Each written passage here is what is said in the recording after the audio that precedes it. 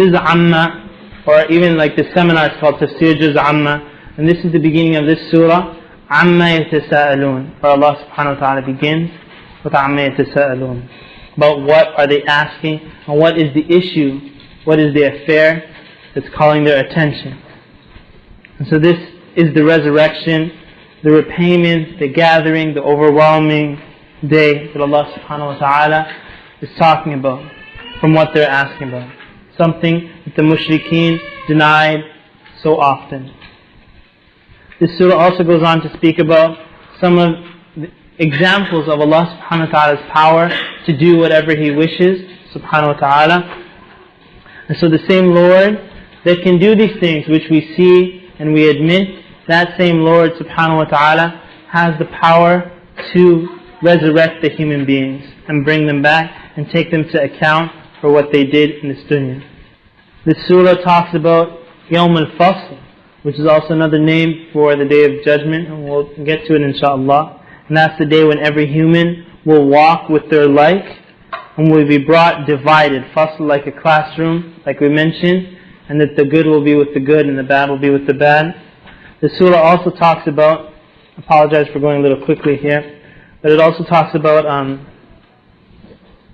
the transgressive, ungrateful people to Allah subhanahu wa ta'ala, as opposed to or versus the righteous and pious believers of Allah Azza wa Jal, the people of paradise. And so hope and fear, Allah subhanahu wa ta'ala teaches us both of those things in the surah.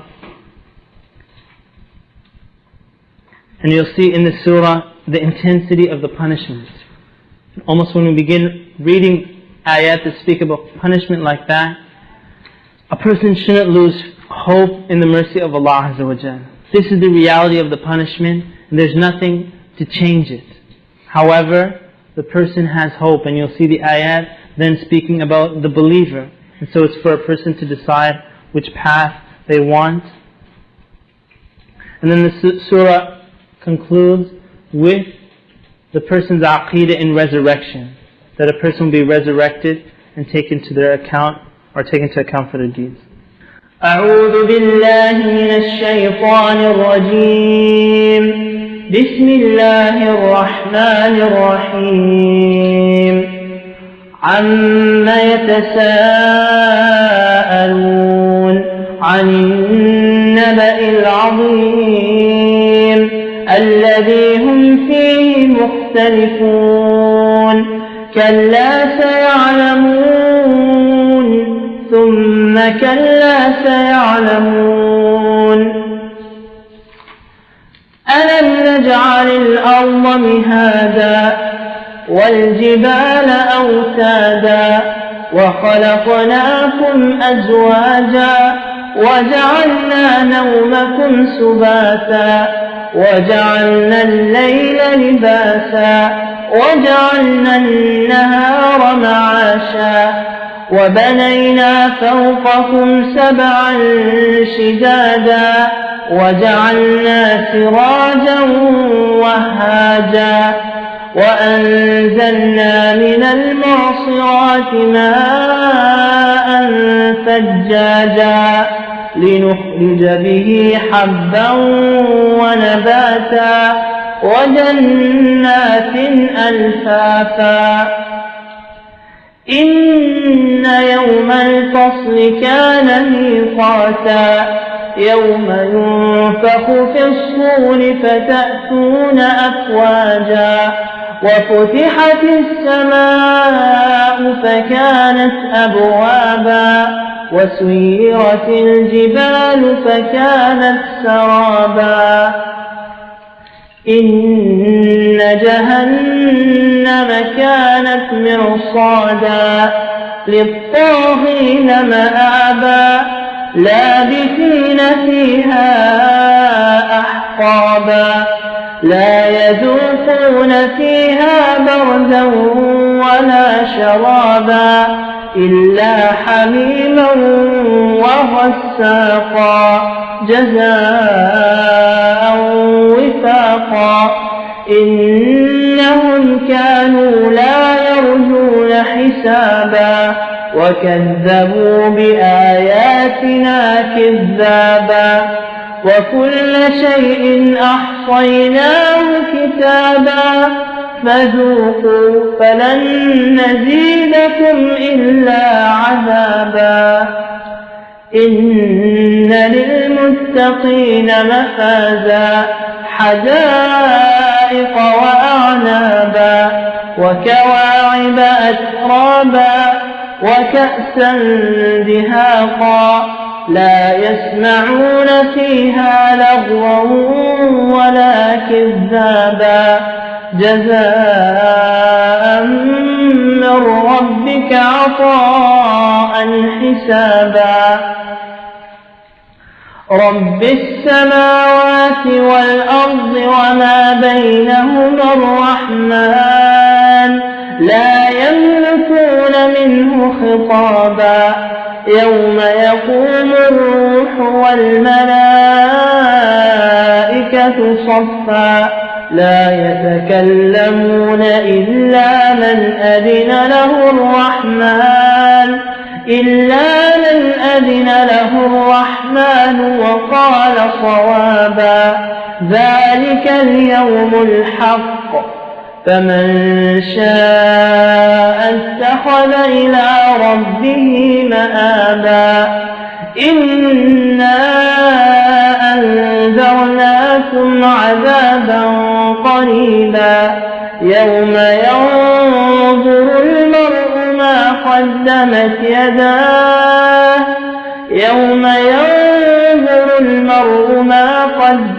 يداه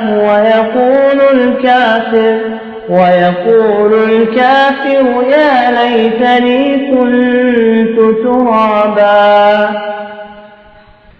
Okay, from the beginning of the surah, Allah subhanahu wa ta'ala says, An-Ma. Amma is two words. An means about, Ma is the question mark about what. And so they're put together and it comes out as Amma yatasa'aloon. Amma yatasa'aloon. And this question is actually to show the intensity of the affair and the issue that they're asking about. Because it's not a simple matter. It's the biggest news that will ever happen to a human being. If you notice in September 11th that it was news all over the world. So no one would, for example, come out with a newspaper the next day and talk about, in local news, this happened. Every newspaper would be talking about that. And that's something of the dunya. This is the biggest news to ever, An-Naba al-Azim. The greatest news to ever come. The great news. An-Naba al-Azim. And so that all of those things are similar, and they're mentioned in the books of Tafseer, such as the resurrection, the Quran, the belief in Allah subhanahu wa ta'ala. An-Naba al-Azim. This enormous news of La ilaha illallah, Muhammadur Rasulullah, the resurrection, all of it, all that is encompassed in that.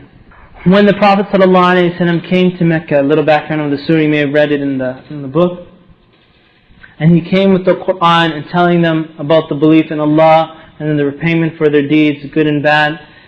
They started asking amongst themselves, is what Muhammad saying true? Sallallahu Alaihi Wasallam. Is what he is saying true? And this questioning of each other happened. So Allah subhanahu wa ta'ala revealed this verse, Amma yatasa'aloon. Almost like it's even above asking about it. It's the enormous affair of Tawheed. Amma yatasa'aloon. And then Allah subhanahu wa ta'ala says, Kalla saya'alamoon. In verse 3, Allah subhanahu wa ta'ala says, Alladhi hum fihi mukhtalifun, which they are differing upon. And this is something that they were differing in Mecca. Some saying that the Prophet ﷺ was a magician, others saying this and that. And they continue to argue with it. But this is the biggest news to ever happen. And it's above people sitting and just arguing, is this true or not? It is An-Naba al-Azim, alladhi hum fihi mukhtalifun. Then Allah subhanahu wa ta'ala says, Kalla, that there's no disagreement in it. Nay, never, saya'alamoon. They will come to know. Thumma kalla saya'alamoon. That indeed, that thumma kalla, after that, never, that issue, saya'alamoon, they will know the truth. And it's almost as if it's coming as a warning to those people. Kalla saya'alamoon. That stop and turn back from your actions now before the reality hits you and you see it for real. And in another verse in Surah Al-Takathur, we saw something similar to that. كَلَّا سَيَعْلَمُونَ ثُمَّ كَلَّا سَيَعْلَمُونَ. And there's actually two parts to it. They say, سَيَعْلَمُونَ, they'll come to know the reality of these are the two trumpets blowing. This is like the punishment before the grave, punishment in the graves before the actual resurrection happens. The apocalypse, سَيَعْلَمُونَ, they will come to know this. ثُمَّ كَلَّا سَيَعْلَمُونَ, they will see the resurrection of the hereafter. So their resurrection actually, Al-Qiyamah Al-Sughra, you may see books with that title. The minor resurrection begins when a person dies. That realization comes immediately when they're dead. When that moment they said that Fulan mat, the realities hit them. And they know the truth of the incorrectness of their way. ثُمَّ كَلَّا سَيَعْلَمُونَ, in that when they're resurrected, they will know again the incorrectness of the path that they took. And then Allah subhanahu wa ta'ala showing them their power. And even such as this, from this ayat 6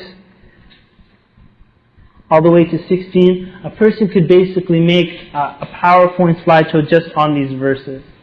Because these are things that everybody sees and will admit to. And like we said, there's a Discovery Channel, you'll see all these things on their programs. And people are like, oh wow, that's so amazing.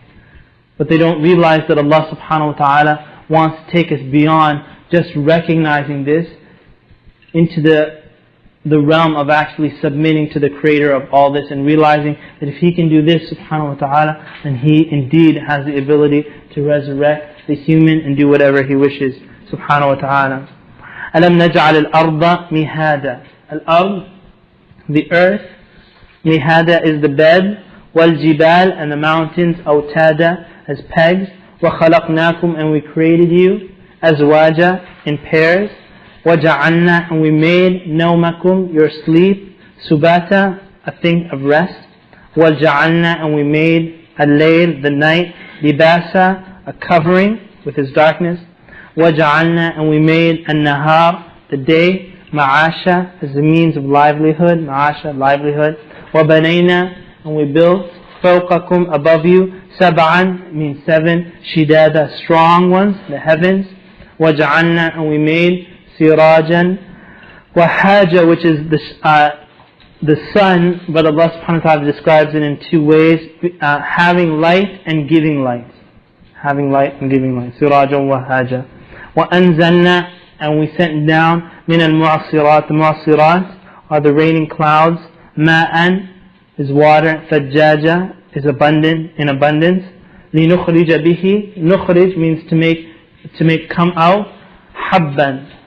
Habban is that corn, wanabata, and vegetation, wajannatin, and gardens, alfafa is of thick growth.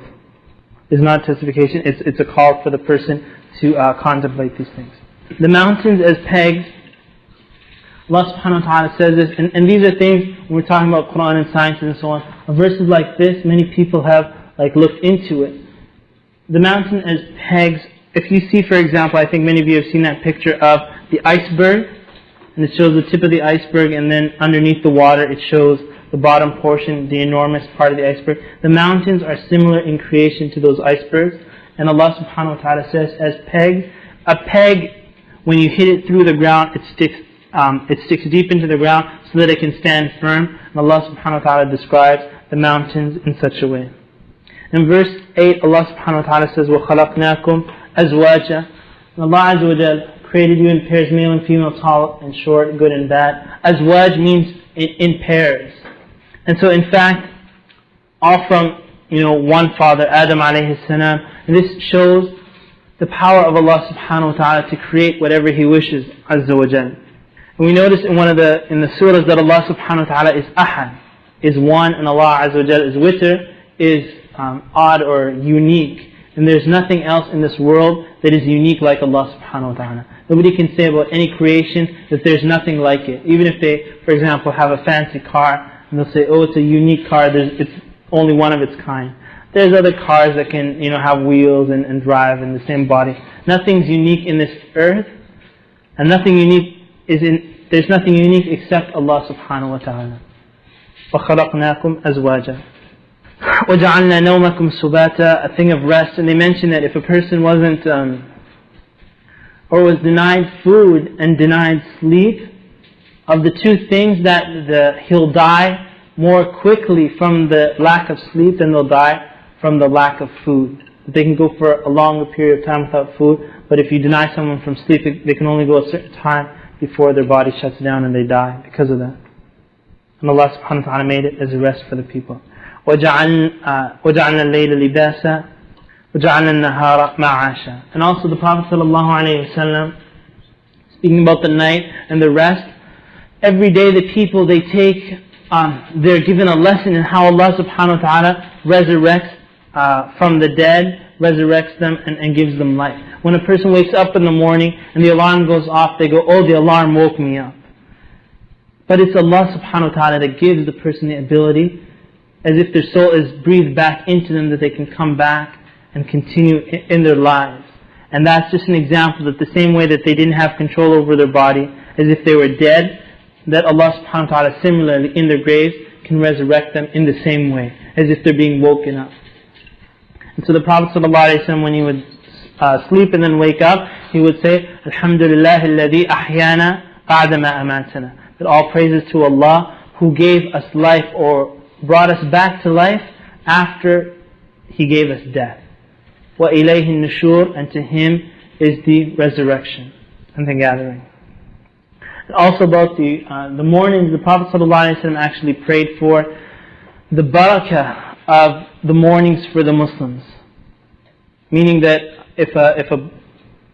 or asking that, oh Allah, give barakah to my ummah in their mornings. So that a person works, if you're studying for exam, a lot of us do like late nighters, you might have a good chance of getting into this dua if you study in the morning time. Because the Prophet ﷺ prayed for those mornings for the believers, and you might find yourself able to do more things in the morning than if you were trying to do a late night something. Then Allah subhanahu wa ta'ala is talking about, in verse 12, the sab'an shidada, the strong heavens. And it's almost drawing a person's attention to how small their creation is in comparison to the heavens. And like we said, the light from the stars traveling for millions of miles of light years. And not just our kind of, not driving in a car light years, but the light years traveling through space. Sab'an shidada. And as Allah subhanahu wa ta'ala says, لَخَلْقُ السَّمَاوَاتِ وَالْأَرْضِ أَكْبَرُ مِنْ خَلْقِ النَّاسِ. That indeed the creation of the heavens and the earth is bigger than the creation of the humans. وَلَكِنَّ أَكْثَرَ النَّاسِ لَا يَعْلَمُونَ. But most of the people do not know this. And Allah subhanahu wa ta'ala says, وَجَعَلْنَا سِرَاجًا وَهَاجًا. And this is where the brother gets his name from, right? Siraj and Wahaja. Siraj, Wahaj is the sun.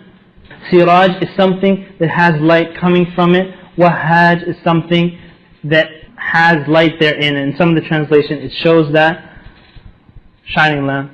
And they said that like the light from the moon is not light that comes from the moon, but it's light reflecting from the sun. So Allah subhanahu wa ta'ala describes the sun as having light itself and giving light to others. Wahaj. And you won't see that in the translation. I think in other English translations you might see that. Jannatin al-Fafa, moving along, verse 17. Allah Azza wa Jal, after taking the person to this realization, and even during that time, everybody's just nodding. They know this world of discovery and the reality of all these things. And the same Lord is then turning the person's attention that inna yawm al-fasli kana miqata. Miqat is a set specific time. Like you say in Hajj, right? The person comes to the miqat. That's like a place. It's either a time or place where something changes. So here miqat is a fixed time, a fixed station. Allah subhanahu wa ta'ala says, inna yawm al-fasl, that indeed, and that's the name of the day of judgment, yawm al-fasl, the day of decision, and basically when people will be divided. The good with the good, the bad with the bad. Kana miqata. This day is a set specific time. And so it's not that certain actions will delay the day of judgment, or other actions will make it come sooner. But Allah subhanahu wa ta'ala has a set fixed time for the Day of Judgment, and nothing can change that time. And then Allah subhanahu wa ta'ala says, يَوْمَ يُنفَخُ فِي الصُّورِ, on the day when the trumpet will be blown. يُنفَخُ فِي الصُّورِ فَتَأْتُونَ أَفْوَاجًا. The fa, like we mentioned before, is talking about, or gives the meaning of something happening immediately after that. يَوْمَ يُنفَخُ فِي الصُّورِ, so when the trumpet, فَتَأْتُونَ أَفْوَاجًا, that you will come in waves. Humanity coming in waves. And the fa means, because sometimes when a person's awoken, for example, they're sleeping, and you say, wake up, they get up lazily, correct? They'll say, give me another 5 minutes, give me another 10 minutes. And sometimes they have to get kicked or they rip the blanket off them. These people are in their graves, either in their punishment or their reward. When the trumpet is blown, there's no sitting back. It happens immediately that everybody comes in these oceans of people. And that just gives you a glimpse of the horror of that day. فَتَأْتُونَ أَفْوَاجًا وَفُتِحَتِ السَّمَاء, and the heavens will be open. وَفُتِحَتِ السَّمَاء فَكَانَتْ أَبْوَابًا, that it becomes like gates. وَسُيِّرَتِ الْجِبَالِ, and the mountains shall be moved away, and they'll be wiped out. فَكَانَتْ سَرَابًا, and they will be as if they were a mirage. Like we mentioned about the mountains, it's not that they're crumbling, but they'll be blown away, and knocked down, and destroyed. And so the thing that they can do that to the mountains, what then of the human being, that frail human, on the Day of Judgment?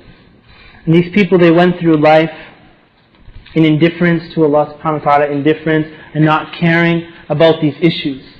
And many people, you talk to them about Allah and the hereafter, they want to just forget about it. Just pretend like it's not there.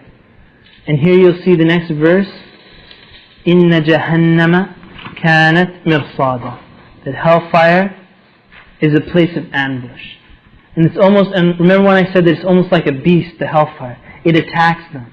It's not that they're pushed into the hellfire, they see hellfire come, it attacks them.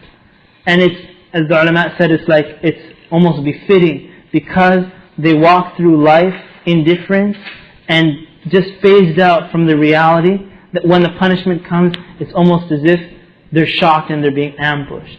As if they're coming down a river, the river of life, letting them pass them by, and then the waterfall takes them, and they begin the descent into the waterfall, and the punishment and the horror to come after that. And I think even when someone, and a Muslim shouldn't do this, but if someone comes, like suppose Brother Fahad or maybe one just was hiding behind the door, and when you walked in they went boo, right? Even if it's just simple, right, or someone just touches you, your heart leaps. And you feel a fright even in that moment. And there's nothing to fear, but still you feel that fear from that ambush. And that's just a tiny thing. But here, this is hellfire ambushing them and attacking them. And you can imagine the hellfire. And I think even in horror, in theme parks or something like that, when there's a horror thing, they'll always have these kind of elements in the horror. The ambush, the shock of something. This is Nari Jahannam. This is hellfire that's going to ambush them. That not only the ambush by itself is the fear and horror, and this is after that the horror of hellfire. May Allah subhanahu wa ta'ala protect us. And then Allah subhanahu wa ta'ala says, لِلطَّاغِينَ مَآبًا. Taghin, also about the tyrants, the tyranny, the transgression, the ungratefulness to Allah subhanahu wa ta'ala. لِلطَّاغِينَ مَآبًا. Ma'ab is a place to come back. A place to come back, and it's almost as if that they were in this dunya on a journey, and indeed they are, and everybody's on a journey, and this is the place that they're coming back to at the end of the day, after they've gone out, lived their lives. لِلطَّاغِينَ مَآبًا, that hellfire is the place that they come back to. لَابِثِينَ in verse 23, لَابِثِينَ meaning abiding therein. فِيهَا أَحْقَابًا. Ahqab means generation, and it's undisclosed span of time, but Allah subhanahu wa ta'ala is saying Ahqaba, generation after generation. I think a lot of people, when they talk about infinity, if you say infinity, it doesn't really mean something to people.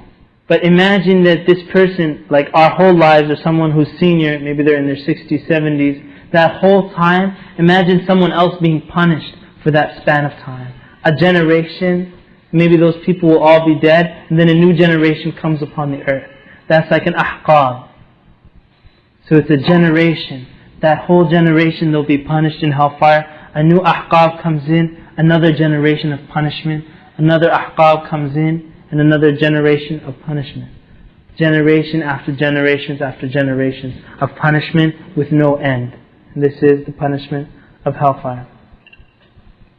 Then Allah subhanahu wa ta'ala says, لا يذوقون فيها بردا ولا شرابا. That they do not taste in it any coolness. So the coolness, I think some people want air conditioner in here, right? And when you don't have an air conditioner, you say, alhamdulillah that I've had, and I understand what an air conditioner is. And the mercy of Allah subhanahu wa ta'ala. So it's a lesson in itself. This gives us a chance to have a little feeling of how they studied in Mecca, right? Or how they study, and actually they study till today. They have more air conditioners now, but you get the feeling of like real studying, inshallah. The coolness will never be felt by them ever again. Bardan will never be felt by them, and they will never have their thirst quenched ever again after that. There will never be. So those two things are also generations after generations of punishment. They will never again, after they're dead, taste any water. They will never again feel any coolness. إِلَّا حَمِيمًا وَغَسَّاقًا. And these are also, Hamim is the, like we said about Ayn and Aniya, Hamim is similar in that it's that boiling water. And so it will be a punishment in itself. وَغَسَّاق. Ghassaq is the, as they mention, the juice, if you can say juice, but the juice of the flesh and the vomit and the pus that comes from the punishment. All of that, those fluids will be their ghassaq. That is what they'll be eating from. إِلَّا حَمِيمًا وَغَسَّاقًا. So that blood and that pus and that vomit, all the punishment of a person being destroyed, that's what they'll be drinking from. إِلَّا حَمِيمًا وَغَسَّاقًا. And then Allah subhanahu wa ta'ala says, جَزَاءً وِفَاقًا. An exact recompense, an exact payback. And that shows you how evil and wretched the lives that they lived were. Because many people, when they contemplate the lives of the kuffar, and they think, oh, it's not a big deal, the lives that they're living. But indeed it is a big deal. And Allah subhanahu wa ta'ala is saying, when you see the punishment, this punishment is exact compensation for their ungratefulness to Allah subhanahu wa ta'ala, which gives you a glimpse of the wretchedness of the lives that they're living. And then Allah subhanahu wa ta'ala describes them, إِنَّهُمْ كَانُوا لَا يَرْجُونَ حِسَابًا. Why are they in this end? Because they never hoped for hisab. They had no hope of the reckoning. Hisab is the reckoning. وَكَذَّبُوا. And the shadda on the كَذَّبُوا shows that they kept denying again and again and again and disbelieving. That every time they were reminded, they just said, I don't want to hear that. I don't want to hear that. And they went through life doing takveeb. وَكَذَّبُوا بِآيَاتِنَا كِذَّابًا. That they disbelieved in it, كِذَّابًا, again and again and again. وَكُلَّ شَيْءٍ in verse 29. And everything, أَحْصَيْنَاهُ. We counted it and recorded it. Kitaba. It was all written. Everything that they did in their lives. فَذُوقُوا. So taste it. Taste this punishment of hellfire. فَلَن نَزِيدَكُمْ إِلَّا عَذَابًا. Some of the early scholars in verse 30, they mentioned that there's no verse in the Quran more sterner and more harsher on the kuffar than this verse 30. Because every time they ask for the punishment to be lightened, their punishment will increase. The fact that they asked for the lightening of the punishment will increase their punishment. فَذُوقُوا. So taste it. فَلَن نَزِيدَكُمْ. Will not increase you in anything إِلَّا عَذَابًا. Except punishment. May Allah subhanahu wa ta'ala protect us. And now I enter the verses speaking about paradise. Allah subhanahu wa ta'ala says, إِنَّ لِلْمُتَّقِينَ مَفَازًا. Al-Muttaqeen, we talked about that earlier, about the taqwa. And taqwa is to a lot of times there's a difference of opinion about what the translation should be, but as the ulama in the past define taqwa, they would say ittiqa means to protect oneself from something. And so they say to protect oneself from the anger of Allah subhanahu wa ta'ala, protect oneself from the punishment of Allah subhanahu wa ta'ala. And how do they protect themselves? By doing what Allah subhanahu wa ta'ala wants them to do and commands them to do, and by desisting and abstaining from that which Allah forbids them, from that which Allah subhanahu wa ta'ala forbids them and doesn't want them to do. And that is taqwa. If you'll see in the story of the two sons of Adam alayhi salam, the way they had it in the past is when they were deciding the issue, they would bring a sheep, and both would slaughter a sheep, and the one that was accepted by Allah, a fire would come down and burn it. And that was a sign that it was accepted. So when his sheep was burnt, and his brother said, قَالَ لَأَقْتُلَنَّكَ, he said, I'm going to kill you. He said the reality of it is that Allah subhanahu wa ta'ala إِنَّمَا يَتَقَبَّلُ اللَّهُ مِنَ الْمُتَّقِينَ, that Allah subhanahu wa ta'ala indeed accepts from those people who feared Allah subhanahu wa ta'ala and were sincere to Allah in their actions. And so here Allah subhanahu wa ta'ala says, إِنَّ لِلْمُتَّقِينَ مَفَازًا. Mafaz coming from fawz, success. And this is the success that Allah subhanahu wa ta'ala is speaking about. In the next verses, Allah subhanahu wa ta'ala speaks about the physical pleasures of paradise, and at the same time, the spiritual pleasures. Because not only, like we mentioned, that not only is it an outward physical pleasure, but it could be something on the inside, for example, a virus or a sickness or some sort of shortcoming in the human being that doesn't allow them to enjoy that pleasure. But Allah subhanahu wa ta'ala is showing us from the out and from the in, this will be the complete happiness for the person in Jannatul Firdaus, or in Jannah. In verse 36, Allah subhanahu wa ta'ala says, جَزَاءً مِّن رَبِّكَ, a reward from your Lord, عَطَاءً حِسَابًا. Ata is like a gift. Hisaba, the word hisab, it's almost as if, or when a person, if you know the hadith where the companion was reciting to the Prophet ﷺ, and then the Prophet ﷺ said, hasbuk, like enough. If a person says like hasbi, like that, enough for me, Allah Azza wa Jalla is saying ata'an, that the gift will keep coming to the person, more and more gift and more gift and more bounty and more pleasure and more reward from Allah subhanahu wa ta'ala, until the person says hasbi hasbi, that it's enough for me, it's enough for me, that it's ata'an hisaba, that the person would not wish for anything more than what Allah subhanahu wa ta'ala gave them. Because, and it's only Allah Azza wa Jalla, because in the dunya, the human, no matter what he has, he always wants more. He has a mountain of gold, he wants 2 mountains of gold. And in this society, if you, there was like surveys of what would be that figure of money that if you have it, you would be ultimately happy, you know, ultimate happiness. And it's always $1 million. Everybody's always looking, I want $1 million. And they actually had another survey. It's in USA Today. They said, if you could buy paradise, how much would you pay for it? What do you think the average price was? It was about $565,000 for Jannah. And some people's houses are more expensive than that. That shows you their attachment to the dunya. This ata in paradise is not like that. Meaning that it's not that the person will be in paradise and then they're like, oh, I'm bored now. The boredom never happens to the people of paradise. It's ata and hisaba.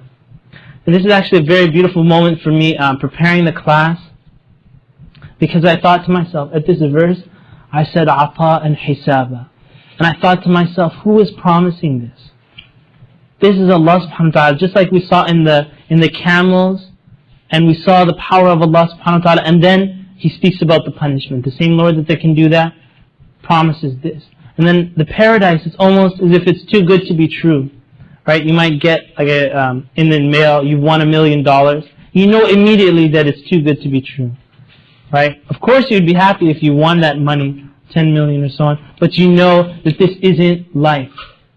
But who's promising this reward? It's the Lord of the heavens and the earth. And I actually came to that conclusion myself. I said, this is the Lord of the heavens and the earth that's promising that. And read the next verse. Ata'an Hisaba verse 37. Allah subhanahu wa ta'ala says, Rabbis samawati wal ard. And then when I read that, and actually I had come to that conclusion before reading this verse. And then I went on to the next verse. Allah subhanahu wa ta'ala said, Rabbis samawati wal ard. So that was like a moment of whoa, right here. And inshallah, when a person gets more into the Quran, I think those themes, you'll start picking up on that. And you'll start living those ayat, and you'll understand the message of Allah subhanahu wa ta'ala. There are verses of the Quran where Umar radiallahu anhu would be writing the revelation, and Allah subhanahu wa ta'ala is talking about the creation. So he's writing it down, but he's not just a scribe, he's contemplating the verses that are being revealed. And he came to the end of this verse, and he said, فَتَبَارَكَ اللَّهُ أَحْسَنُ الْخَالِقِينَ. And the Prophet sallallahu tabarakallah, like, blessed is Allah, the best of creators. Umar radiallahu anhu said this in conclusion of the verse, and the Prophet ﷺ said, write it, because it was revealed like that. Meaning he had come, and that was how close and connected they were to these verses. And you'll see even when the Prophet ﷺ died, and when Abu Bakr radiallahu anhu said, وَمَا مُحَمَّدٌ إِلَّا رَسُولٌ قَدْ خَلَتْ مِنْ قَبْلِ الرَّسُولِ, you'll hear or read in the narrations, they said, it's almost as if that was the first time we heard it. But in many of our communities, it is the first time that they heard it. But they knew these ayat in and out. They had learnt it. And they had made it part of their lives. And they knew it very well. Radiyallahu ta'ala anhum. In verse 38, Allah subhanahu wa ta'ala says, يَوْمَ يَقُومُ الرُّوحُ وَالْمَلَائِكَةُ صَفًّا. And this is now talking about the resurrection. يَوْمَ يَقُومُ الرُّوحُ. Ar-Ruh is Angel Jibreel alayhi salam. وَالْمَلَائِكَةُ صَفًّا. And now here is the army of Allah subhanahu wa ta'ala. لِمَنِ الْمُلْكُ الْيَوْمِ. To who is the sovereignty on this day? لِلَّهِ الْوَاحِدِ الْقَهَّارِ. To Allah subhanahu wa ta'ala. Allah Azza wa Jalla is saying that the angel Jibreel, and like we said in those verses that talked about Jibreel, that all the angels listen to him. He's the archangel, and these are the angels standing up. مَلَائِكَةُ صَفًّا. Lines after lines. In Surah Al-Fajr it says, صَفًّا صَفًّا. That they come in, line after line after line. لَا يَتَكَلَّمُونَ. Allah subhanahu wa ta'ala is talking about the angels. لَا يَتَكَلَّمُونَ إِلَّا مَنْ أَذِنَ لَهُ الرَّحْمَنُ وَقَالَ صَوَابًا. These are the angels. Not an angel speaks out of turn. And if that's the angels who have not committed any sin, then the human beings on top of that, nobody talks. Except those whom Allah subhanahu wa ta'ala grants permission to speak. إِلَّا مَنْ أَذِنَ لَهُ الرَّحْمَنُ وَقَالَ صَوَابًا. And they say what is correct. There's no falsehood on this day to be said. And then Allah subhanahu wa ta'ala says, ذَلِكَ الْيَوْمُ الْحَقِّ. That's the day of truth. And even almost when you recite that verse, it's almost like if there's a judge and he slams down with the hammer, that this is stopped and the truth is coming. ذَلِكَ الْيَوْمُ الْحَقِّ. And the shadda. This is the day of the truth. And how many people have distracted us from this day of truth. And then Allah subhanahu wa ta'ala says, فَمَنْ شَاءَ اتَّخَذَ إِلَىٰ رَبِّهِ مَآبًا. And so now the choice is to the people. فَمَنْ شَاءَ. Whoever wishes to take a path back to their Lord subhanahu wa ta'ala. In verse 40, Allah subhanahu wa ta'ala says, إِنَّا أَنذَرْنَاكُمْ عَذَابًا قَرِيبًا. And it's not any human being that's warning, it's Allah subhanahu wa ta'ala that indeed we're warning you. أَنذَرْنَاكُمْ, we're warning you, عَذَابًا قَرِيبًا. A punishment to come very soon. إِنَّا أَنذَرْنَاكُمْ. In fact, a shiver should go through a person when Allah subhanahu wa ta'ala is saying, I'm warning you. إِنَّا أَنذَرْنَاكُمْ عَذَابًا قَرِيبًا. A punishment to come very soon. يَوْمَ يَنْظُرُ الْمَرْءُ مَا قَدَّمَتْ يَدَاهُ. The day when a human will see what his hands, his own hands, have brought forth. What he did himself. يَنْظُرُ الْمَرْءُ مَا قَدَّمَتْ يَدَاهُ. وَيَقُولُ الْكَافِرُ. And the kafir says, يَا لَيْتَنِي كُنْتُ تُرَابًا. It's mentioned, and the kafir says that how he wished, or woe to me, ya laytani kuntu turaba, that I was only dust. Because it will be brought on the day of judgment, and justice will be extracted from every created thing. So much so that there will be, like a goat, one would have the horns and the other wouldn't. And in the dunya, the one with the big horns had harmed the other one. And so Allah subhanahu wa ta'ala will bring them. And the one that didn't have the horns will be allowed to strike back at the one who oppressed him. And these are just animals, and then they'll be turned to dust. The reward is back, the justice has been served, and then they're turned to dust.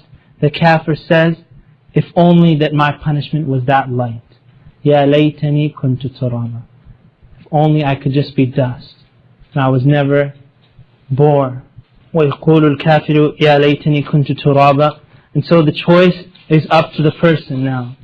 In the verse, فَمَنْ شَاءَ اتَّخَذَ إِلَىٰ رَبِّهِ مَآبًا. It's a very serious choice that a person has to take, either to submit to Allah subhanahu wa ta'ala and put aside the excuses and put aside the institutions and the people and the places that are distracting them from following the truth, and take a path back to Allah subhanahu wa ta'ala. And like we mentioned about hellfire is not a choice for a person to take. Basically, this is the path that they take. Wallahu ta'ala a'lam.